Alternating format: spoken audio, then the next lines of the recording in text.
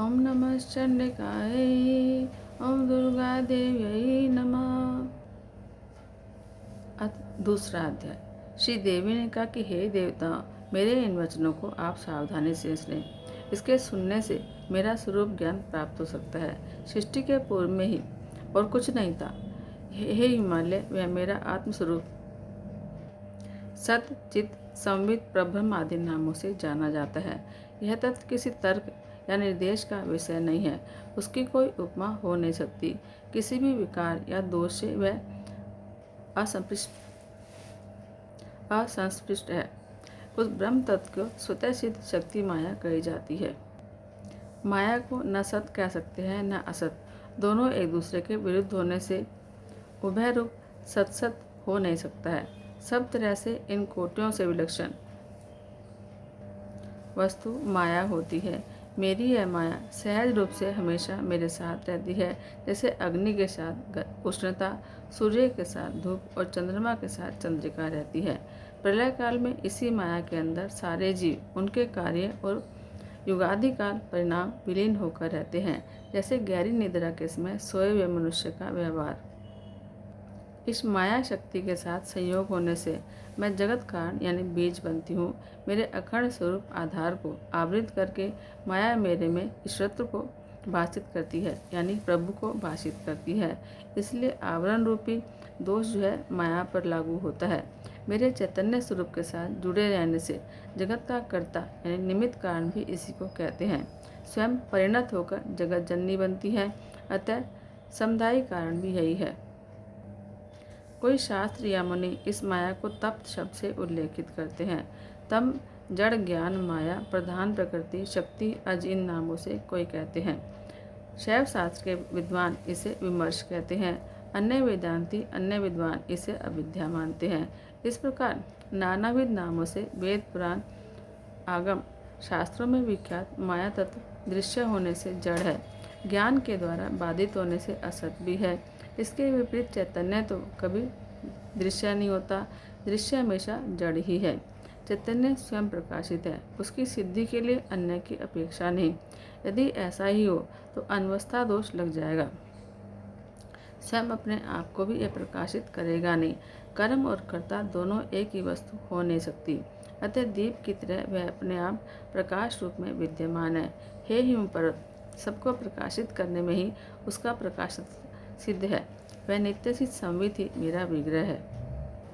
नित्यत्व में यह प्रत्यक्ष प्रमाण है। जागृत, स्वप्न, सुसुप्ति आदि सभी अवस्था में सभी पदार्थ हमेशा नहीं रहते, कभी न कभी छूट जाते हैं, परंतु अहम चेतना कभी नहीं लुप्त होती है। यदि मान लें कि कहीं कोई को संवित के अभाव का अनुभव हो भी जाए तो निश्चित ही जिस साक्षी को यह अनुभव हो रहा है वही संवित स्वरूप सिद्ध होगा। इसलिए सच्चे शास्त्र को जानने वाले दृढ़ता से संवित को नित्यता घोषित करते हैं और उसकी आनंद स्वरूपता इस बात से सिद्ध होती है कि सबसे बढ़कर प्रेम का आधार यानी विषय जो है स्वयं आत्मस्वरूप संवित ही है। मैं कभी नहीं मरूं, हमेशा बना ही रहूं, ऐसी स्वभाव वृत्ति हर एक चैतन्य में होने से आत्मा जो है प्रेमास्पद है। संवित के अलावा जो कुछ है वह मिथ्या है, सच्चा नहीं।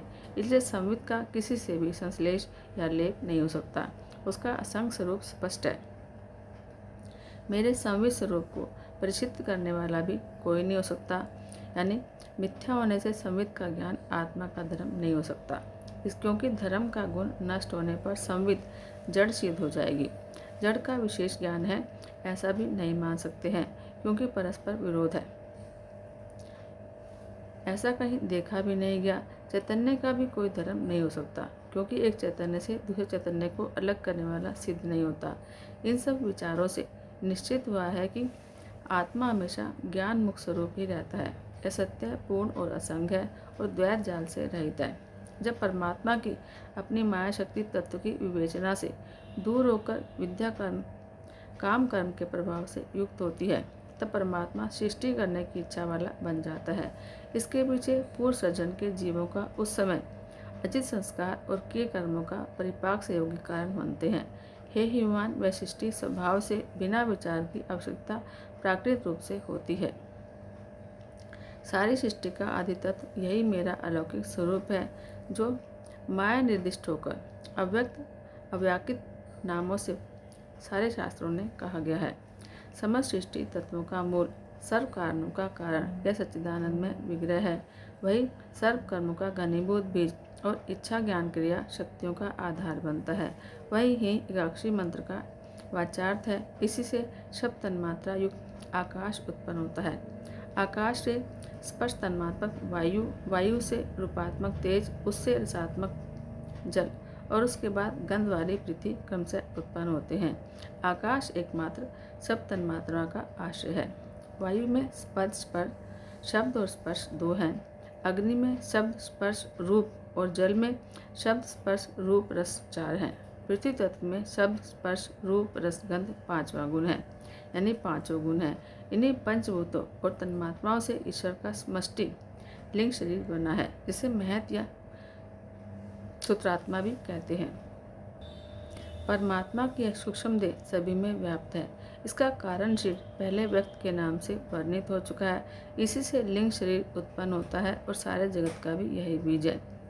पूर्वोक्त पंच महाभूतों से पंचीकरण प्रक्रिया द्वारा स्थूल पंच महाभूतों का निर्माण जिस प्रकार होता है, अब मैं वह आपको सुनाती हूँ। पूर्वोक्त पंच महाभूतों में हर एक का 2 संभाग करें।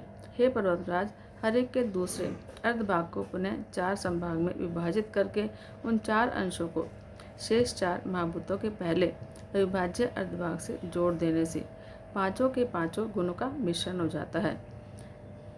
इन पंचीकृत स्थूल पंच महाभूतों से ही परमात्मा का वह दृश्यमान विश्वरूपी विराट देह बनता है।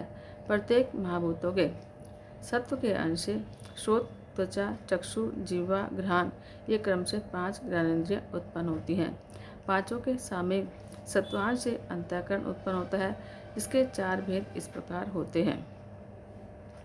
अंतःकरण जब संकल्प विकल्प करता है तो उसे मन कहते हैं। जब विषयों के बारे में विकल्पों को छोड़कर संसारित और दृढ़ निश्चय वाला होता है, उसे बुद्धि कहते हैं। जब अंतःकरण पूर्वानुभूत विषय का स्मरण करता है तो उसे चित्त कहते हैं। अहम वृत्ति मात्र रहती है तो वह अहंकार बन जाता है। प्रत्येक महाभूतों के रज के अंश से 5 कर्मेंद्रियां उत्पन्न होती हैं। पांचों के रज अंश मिलकर प्राण को उत्पन्न होते हैं।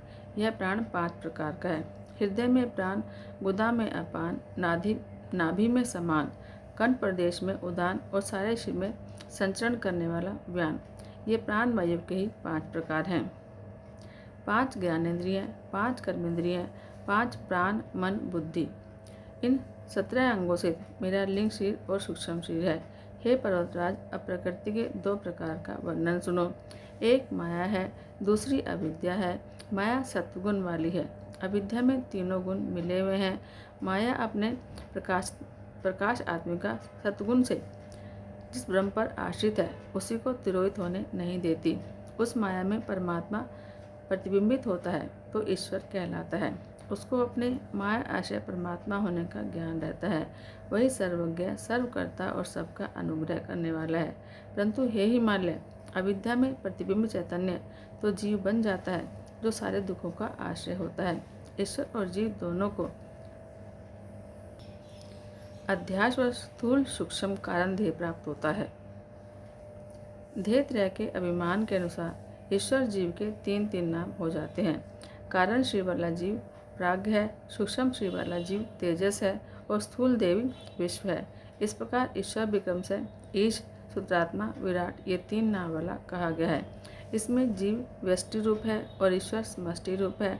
सर्वेश्वर भगवान ने साक्षात जीवों पर कृपा करने की इच्छा से नाना भोगाशय शरीर वाले विश्व को विविध प्रकार से रचना करता है।